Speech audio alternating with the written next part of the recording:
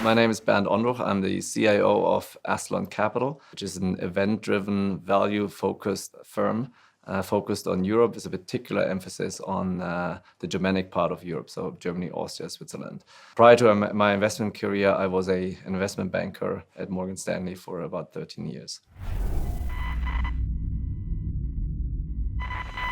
So the big elephant in the room is, of course, Italy. The situation in Italy has now crystallized and deteriorated to a point where it's obvious for everyone to see that this issue is here to stay and needs to be solved. And that happens at the time when we have a major change of leadership in Europe, where the stewards of austerity are effectively gone or on their way out. Namely, Schäuble, as the German finance minister, is gone. Weidmann is effectively out of the running to replace Draghi. And Merkel's days are numbered as well. So there's this vacuum of leadership in Europe. And all that happens while we have Italy on the brink and run by populists. So as far as the investment landscape is concerned, we have seen that the only time to really make money in Europe, and where the last time we've seen actually some euphoria and interest of foreign investors coming into Europe, was prior to QE. Sort of in Q4 2014, it started to become clear that something like QE was on the agenda. The market started to front run the ECB into the announcement in January 2015, and then when it was finally enacted in March 2015, that was the only time you could really make money from a pure beta play in allocation to Europe. Ever since, the market has effectively done nothing. So we had 3.5 years of QE. European markets have delivered a total return of zero. Obviously, a lot of volatility around that, but that obviously makes the investment landscape, very disappointing relative to other places around the world. Now, what has caused that is that we seem to have one geopolitical issue every 3 to 6 months that is so complex that it keeps foreign investors away. Whether we deal with Greece, Ukraine, Turkey, the French elections, or now Italy. There is always something, and not any one of those issues is large enough to deter foreign investments. But cumulatively, it's just too complex of a place to invest and a bridge too far for most international investors, particularly US investors. So when we look at flows, we can certainly see that Europe has become a tourist destination. We've seen continuous outflows since the French election in 2016. The outflows are even larger than during Brexit time. And that ultimately leads to a situation where liquidity evaporates in Europe. We're very concerned about that across the capital structure. We start to see this in bonds, in sovereign bonds. We see it in credit, and we see it in equities. It almost feels like you don't have to look at your Bloomberg terminal before 2:30 in the afternoon when the US wakes up. On a sort of more longer term time horizon, when you look at the market share of European liquidity in global markets, Europe had a share of roughly 1/3 in 2000. That has gone down to 11%. So that's a major problem in markets. And just to substantiate it with some sort of anecdotal evidence and some examples, when you look at every single fund name, whether it's Google, Amazon, Netflix, etc., every single one has a higher trading volume than all of Italy, the entire Italian market. All fund names combined have the same trading volume as the entire European equity market. And that obviously trickles down into a lot of the mid and small caps where, sometimes it feels trading is done by appointment rather than, deep liquidity pools. And that obviously has an impact on pricing. We see illiquidity is being priced into a lot of these names. Political risk is being priced in, and we see those, discounts emerge across the board. Europe looks on paper cheap relative to the US. If you look on a price to book value basis, Europe looks 2.5 standard deviations cheap relative to the US. But if you adjust for index composition, liquidity, political risk, etc., it's probably fair. One of the issues for us is that we have two different products. One product is a UCITS fund that is weekly dealing. So liquidity is obviously a major focus for investors. It seems like investors after the last crisis are particularly concerned with liquidity. The European market has, if at all, developed in the UCITS space, which is focused more on semi-institutional investors with a daily and a weekly dealing products. We have a weekly dealing product, and I've been constantly told by prime brokers and investors that instead of having a daily dealing product, we are cutting ourselves out of roughly 50% of that market. So there's a clear obsession with daily liquidity in the market. Now, that has a major repercussion on your portfolio construction. You need to be able to satisfy potential redemptions on a daily or weekly basis. As a result, your asset side of the balance sheet of the fund ultimately needs to reflect that. So you need to make sure that you can liquidate those positions in time to honor those redemptions. And that ultimately means that you cut out small caps, but you even sometimes have that in larger caps where, if trading is particularly low, one of the, obviously you would think the starting point is always what is the risk return of a potential investment. That's the starting point for sizing. But then we overlay that with a number of technical factors, one of which is obviously liquidity. And that might dictate a major cap on the sizing of an investment position. In fact, I would go as far as to say liquidity is probably one of the key drivers of sizing a position today. I used to be a financial services banker in my banking days, and naturally, I would always look at banks. I think they're quite instructive, and in terms of telling you what's being priced in the market, where risk is priced, how risk is priced across the capital structure. So we always look at banks. But each year I came away saying banks are not interesting. We play it through the capital structure. We were slightly higher up. Historically, we played the legacy hybrid market. That opportunity was effectively harvested in 2014 and then was replaced by, which is still a relatively nascent market, the CoCo market or AT1 market in Europe, which is now roughly 120 billion euros of size. That is something that we've played. I believe the large opportunity is gone as well. It presented a major dislocation opportunity in early 2016 when we had these issues around Deutsche Bank. That's when there was a major opportunity in that market. But again, that has recovered. And therefore, in my mind, this opportunity is effectively gone as well. Now, the banks are down 25% year to date in Europe. Every year, the sell side does not get tired of recommending the banks as the next value play. And they do look cheap. No matter how you look at it, they look cheap unless you have a very negative outlook on Europe and NPLs. It's well documented how large the stock of NPLs is in Europe. We're still dealing with about 900 billion, obviously heavily concentrated in a number of names and countries. But we also have to acknowledge that European banks have, since the crisis, every year added roughly 100 basis points of Tier 1 capital. So the stock of capital has clearly grown. The loss absorption capacity is way larger than prior to the crisis. But these banks don't generate any returns. There are some banks which are interesting purely from a paper analysis.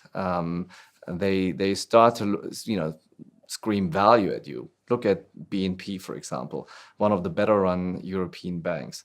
Over the last 20 years, they've generated 20% ROE on average. Guess what JP Morgan has done over that period? 11% as well. The difference is that JP Morgan trades on 1.6 times books, attracts Warren Buffett as an investor, versus BNP trades on 0.6 times book.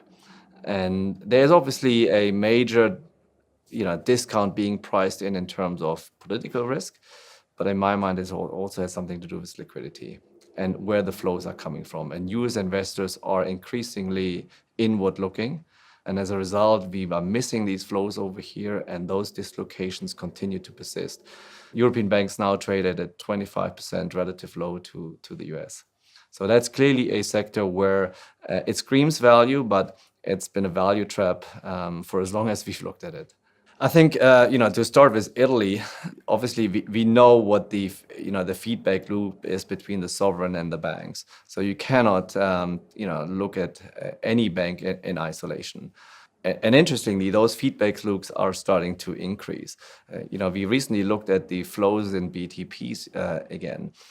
Since 2015, there was only one marginal buyer of BTPs in Italy, and that was the ECB.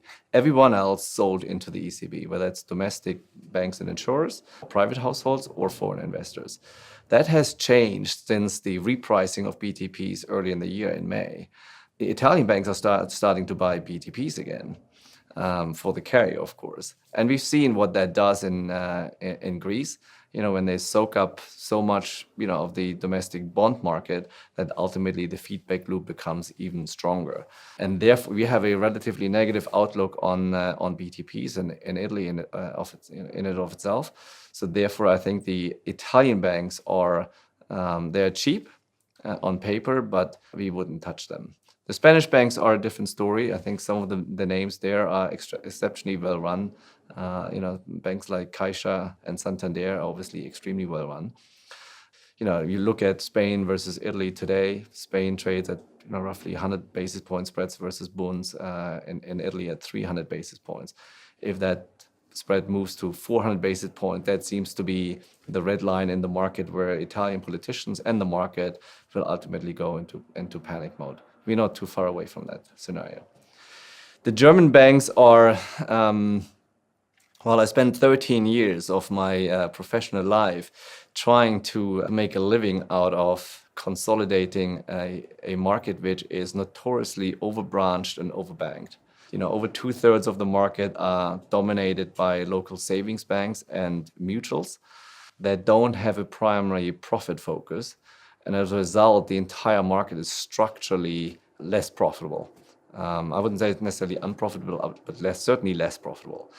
Now, if you look at the major banks around the world, they have all one thing in common, which is a dominant market share in their home market. That's where they generate the cash flow to ultimately invest that overseas.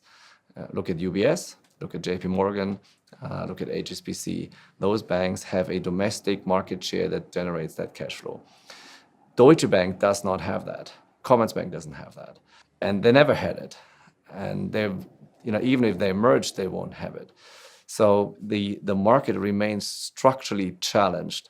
And I think this is going to be another, there will probably be other careers that will be wasted on trying to consolidate that market. The progress is just way too slow. The conclusion of 2016 has been the AT1 market started to set up a major booby trap for Deutsche Bank. They reported large losses under IFRS. The question mark was what that meant under local GAAP. But the critical issue was there any coupon paying capacity at Deutsche Bank? And that ultimately repriced a small part of the capital structure, namely the AT1s, and ultimately set up hedging activity in the CDS market and obviously shorting activity in the equity market. And Deutsche came close to some form of state intervention. It's clearly been discussed. Now that issue has passed. Deutsche did yet another capital raise at the time, but it has never really gone away. The stock is now still trading at an all-time low, 28% of book value, or whatever book value is. All the rights issues are effectively gone in terms of market cap destruction at Deutsche Bank. One of the scenarios that is being discussed, and I think is being supported now, and if not sponsored by the German government, is a potential merger with Commerzbank. The German government is still invested in Commerzbank since the crisis. A potential merger would ultimately make them end up to be an anchor investor in Deutsche Bank as well. From an industrial perspective, that makes sense. We all know that in-market mergers create the most synergies. If as a rule of thumb, I think you can argue that 30% of the cost base of the smaller target, which is Commerzbank in that case, can be eliminated via cost savings, and the NPV of which is significant. It's almost as large as the market cap of Deutsche Bank. So there is a potential value opportunity. But given the size of the balance sheet, given the risk attached to the balance sheet, the skepticism around the balance sheet, but even equally important, the question mark about what is the future revenue potential of someone like Deutsche. I think this deal is probably another 2 years away, unless we have a crisis and a state of emergency. I remember a meeting with Joe Ackerman when he was still the CEO of Deutsche Bank. That must have been in around 2010. During the meeting, he told investors that regulation had peaked in Europe. Now, 8 years later, we might start to think that actually regulation does have peaked, and we're going to let it play out.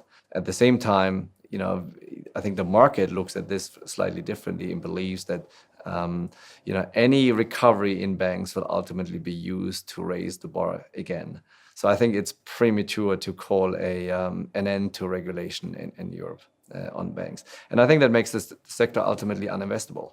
We don't know what the regulatory framework will be for a longer period of time. And as a result, it's very difficult to understand what the returns of these banks will be. And therefore, something like Deutsche Bank, which now trades at 28% of book value, looks to me as a deep out of the money option, but not like an investment case. It's just too binary.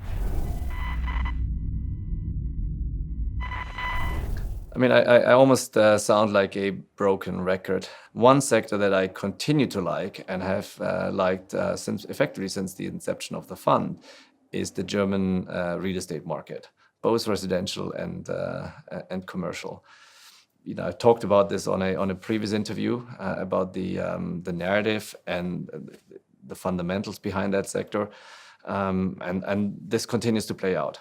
The sector is consolidating. We have now very liquid names in that market. Some of them are included in the DAX 30 companies.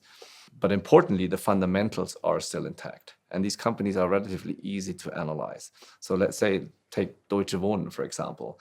Deutsche Wohnen resulted as a merger of a number of companies that we've been invested in. It is now the second largest residential player in Germany. The market cap is around 14 billion, so large enough and liquid enough to trade. But importantly, they have roughly 70% of their assets in Berlin. And Berlin continues to be the hotspot in continental European residential real estate. Rents are rising at roughly 2x of inflation.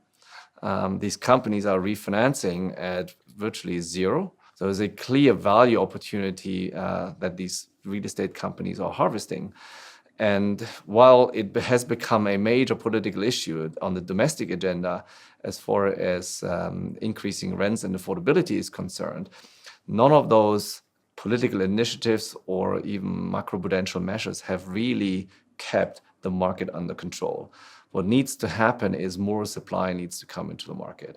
And that doesn't take place. And it's quite simple why that is the case.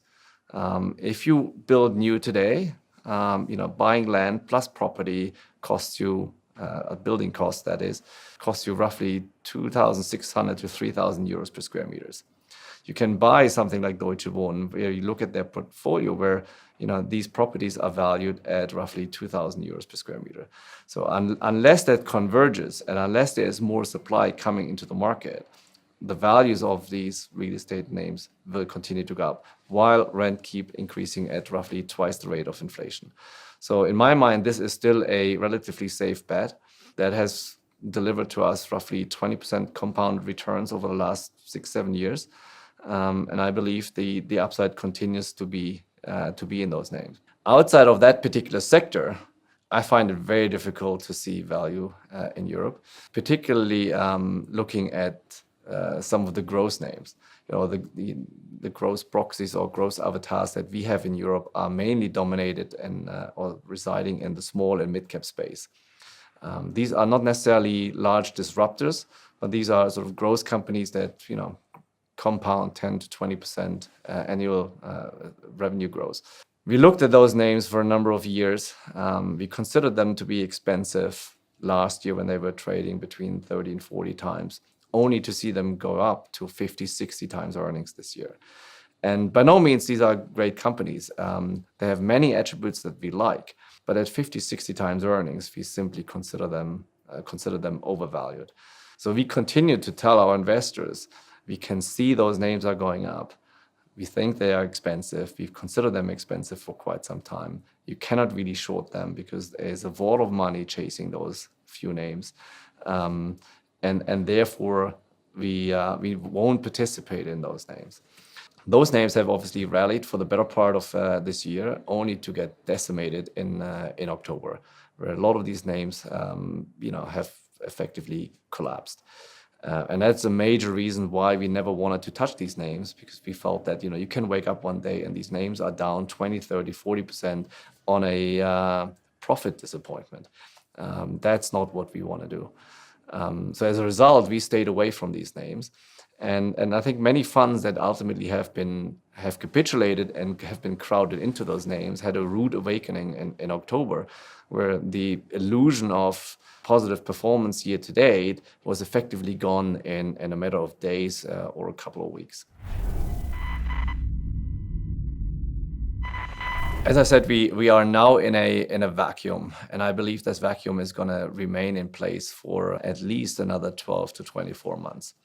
Macron is today probably the only leader who is making active proposals for Europe, none of which has been responded to by Berlin. And for as long as that remains the case, we will see very little progress in Europe. Having said that, we can start to see a picture emerging whereby Europe will ultimately have to go down the fiscal spending route.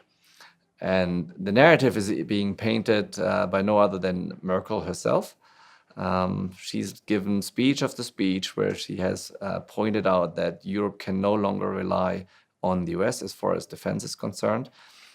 So that speaks for more defense spending, border control, the immigration crisis. All of that requires large investments, and that could ultimately create the narrative for more fiscal spending. Today, there is no political willingness to do that. But eventually, once we have a change of leadership in most governments, and once Merkel is gone, for example, I think we will ultimately have to go down this route. And that will be, I think, the next time international investors will start to look at Europe in a more serious way. The German equity market has primarily benefited from the investment boom in emerging markets, and China in particular. And many of those companies have exported, effectively their technology into China. So the more China started to stimulate their economy via credit growth, Germany benefited from that. Conversely, we see this year, as credit growth starts to slow in China, demand is falling off. And we start to see, for the first time, for example, negative sales growth in auto sales. And that has obviously repercussions throughout the entire value chain. You talk to some of the chemical companies, you talk to some of the other suppliers, they start to see that growth starting to fade. Now, based on our estimates, roughly 30% of EBITDA growth over the last 6 years is responsible by China. So as that credit engine starts to stutter in China, Germany is heavily exposed, and that's what we see now. Germany is now trading at a relative discount to some of the broader European market. And the more these Chinese issues or global growth issues surface, I think Germany will be the go-to place for sell-offs and shorting Europe. So my view on Italy is, maybe as a bit of background, where this has been derived of. We're obviously a very event-driven, value-focused, single-name shop. We don't necessarily play macro themes. However, I think all asset managers have ultimately evolved, including us, and we have included as part of our framework a quant engine over the last few years that has helped us to steer the funds better through these rotations and factor exposures that have emerged over the last few years. We've seen this in particular in 2016, where some of our names, even if they're not particularly rate sensitive, even industrial names, retail names, even chemical names, have started to exhibit large duration exposure in the portfolio. And we initially started to hedge that exposure via shorting bonds, which we considered completely overpriced at that point. In fact, we always made the point that anyone investing at zero or negative rates is violating their fiduciary duty towards their investors. But as we started to extend that analysis and looked at, are there maybe better options to play that, we started to look at BTPs in Italy. And there we felt we get the same, as in shorting bonds, i.e. we can short duration. But on top of that, we got a free option in shorting a potential credit event. And that's when we started to, that's 2 years ago when we started to look at BTPs. And, we considered at the time that the risk reward was particularly unattractive for BTPs. In fact, we considered the risk reward to be 1 to 10. Now, we've done a lot of work around that, and we always felt that Italy actually, as the issues in Italy came from the 1980s to 1995. That's when they accumulated large parts of the debt. Since then, it's obviously debt servicing costs that have contributed to that and low growth. We then started to take a closer look into, who's buying BTPs, what are the political challenges. And, about a year and a half ago, I was invited to Rome, to the Senate in Rome, where they, had a full day with the Five-Star Movement, laying out their potential debt restructuring plans. And they made it pretty clear to the world that they understand the dynamics of their debt. Namely, they have, roughly 95% of their stock of debt is based on local law. So by decree, they can change the terms and conditions of outstanding bonds. That makes Italian bonds particularly unattractive because you could wake up and with a populist government altering the terms and conditions of bonds, not just by maturity extensions, but potentially coupon holidays, etc. And therefore, we consider those bonds particularly unattractive. Now, that was all public, and I think the analysis was pretty complex, but ultimately it became a consensus about a year and a half ago. Nevertheless, it took another year. We were short these Italian bonds for the better part of a year, and nothing happened. And it was pretty clear, the ECB will ultimately go down the tapering route towards the end of the year. Draghi will be out by next year. There was a populist government in power. Why would you own BTPs? Ultimately, the government was already in power when, we had a repricing event that lasted effectively 3 days. That's when BTPs repriced. In my mind, this is an example of what's going to happen with most asset classes. There's this large complacency until it finally happens, and then it's too late to get out.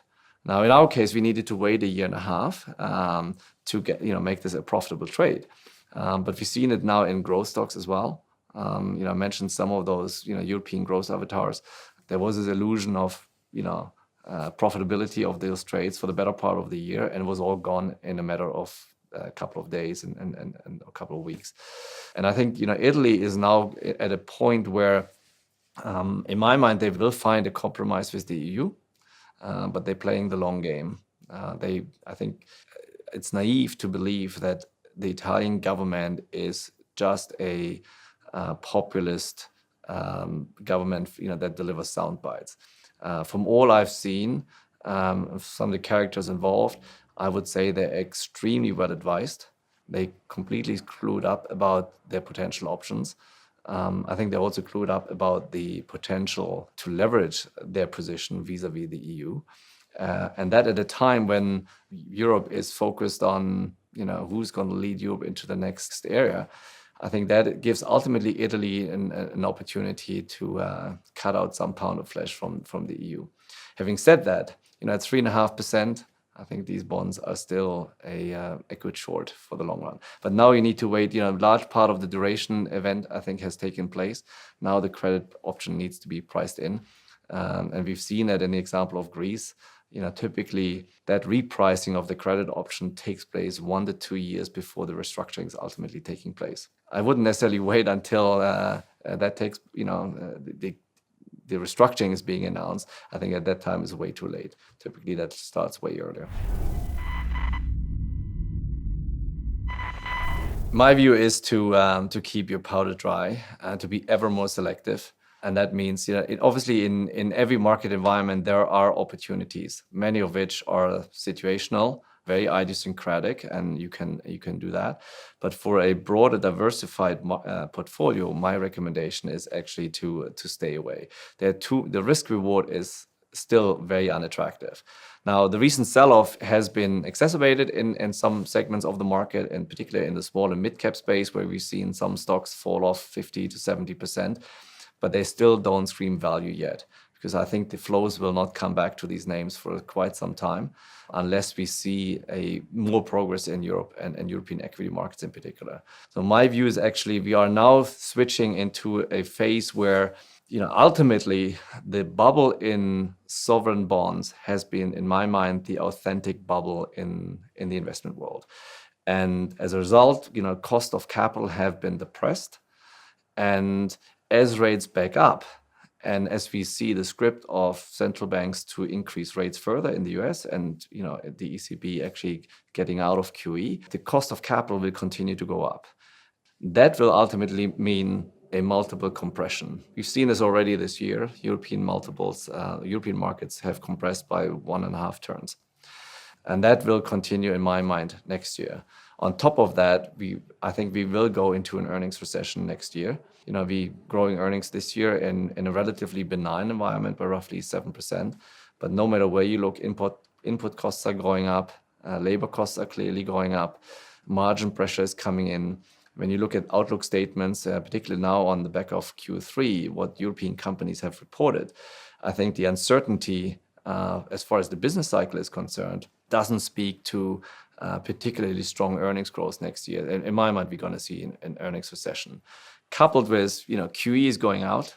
And I mentioned earlier, QE has ultimately been around now for 3.5 years, and European equity markets had a total return of 0 over that period. It is very unlikely in my mind that equity markets will progress in general once we get out of QE and cost of capital go up. So as a result, in my mind, I would wait for a proper correction next year. I think we got a little bit of a taste of that this year, but next year we will probably see a larger correction. And at that time, I would start to deploy capital again and wait for the next business cycle to return.